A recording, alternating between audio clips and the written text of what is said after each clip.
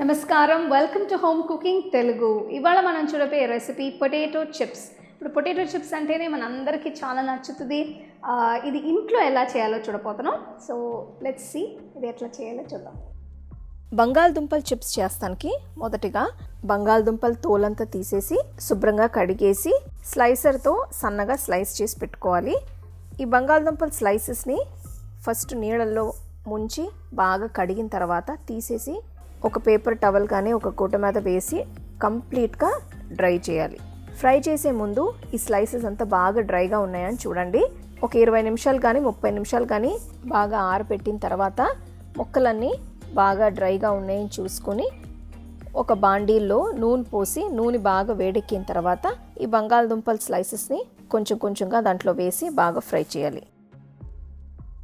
Chips బాగా golden brown colour వచ్చే వరకు ఫ్రై చేసిన తర్వాత తీసేసి పక్కన పెట్టండి.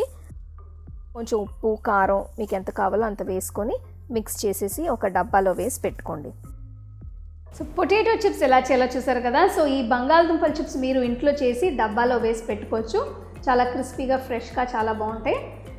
ఈ రెసిపీ మీకు నచ్చితే లింక్ని షేర్ చేయండి ఆర్ నా ఛానల్కి సబ్స్క్రైబ్ చేయండి.